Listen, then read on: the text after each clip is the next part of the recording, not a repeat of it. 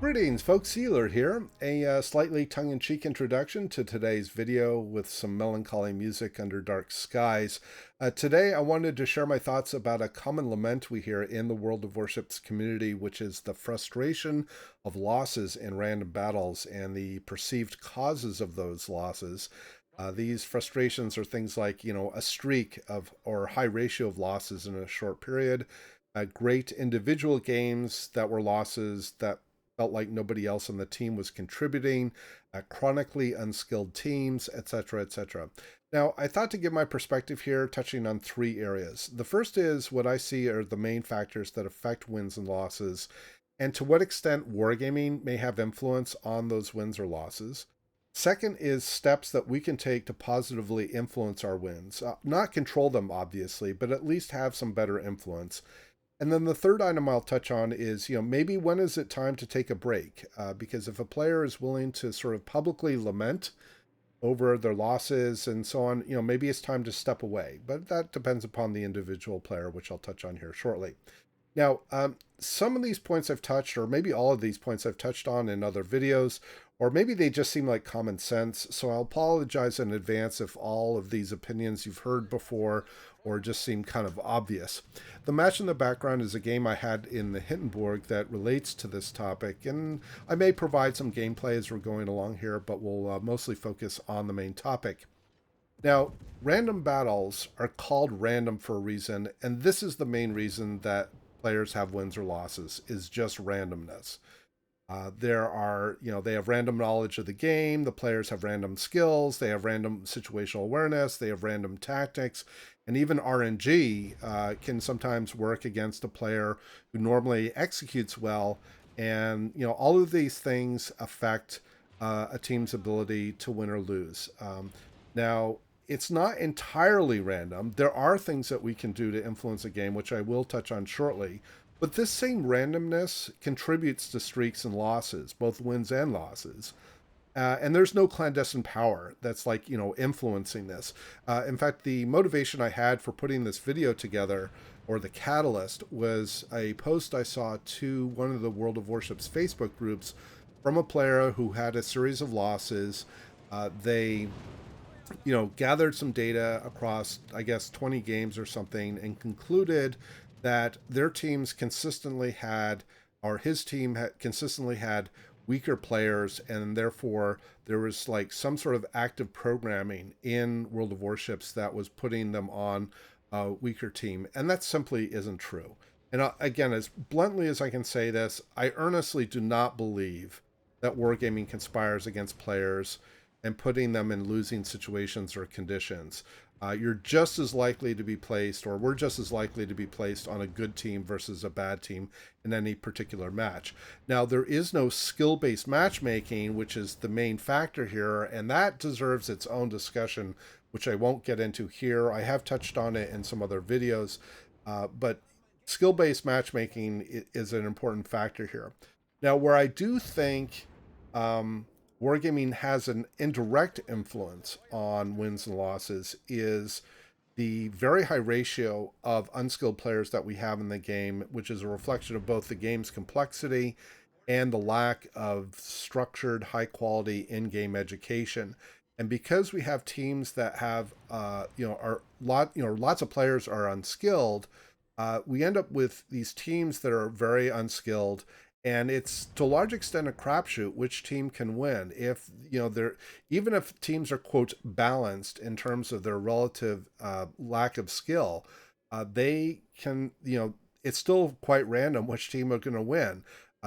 Teams that usually get the lead, in will hold on to them, but in with teams that have unskilled players, they're just as likely to throw a game because they don't know how to change their playing practices to back off or defend the positions that they have, and instead continue to try to press and end up winning harder, and then eventually end up losing.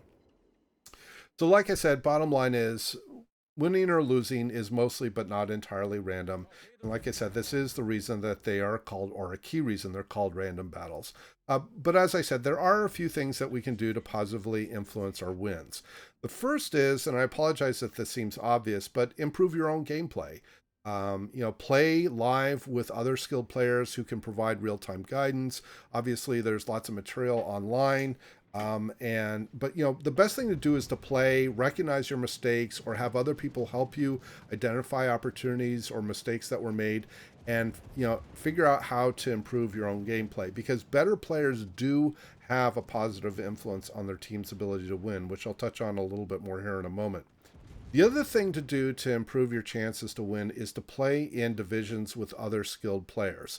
And this is the reason that you'll see me and most of my replays or replays from my colleagues were in division, because a division of skilled players, particularly because they're in live communication with each other, can coordinate well, and they will have better influence in being able to win a game than they would individually. And this is, like I said, the key reason that I play in divisions, and I can have some better influence on my win situation. Now, interestingly, I periodically see another refrain from the community that players perceive wins and losses as purely random. There's nothing that they can do, that any player can do in terms of their performance or actions in game to affect outcomes. And that simply is not true. A player who has a win rate that is at least one or certainly two standard deviations from the norm, which means probably less than 47% win rate or higher than 53% win rate, something in that margin, out in those further areas, they're actively doing things consistently to affect their team's outcome, either wins or losses. Whether that is, making the right decisions and doing things that give their teams advantage to help win, or whether they're failing to take action, or they're taking action that is detrimental to their team, and therefore contributing to losses. So it is definitely not entirely random. Players with these win rates that are outside these standard deviations or the first or second standard deviation are definitely doing things consistently to affect the outcomes of their games.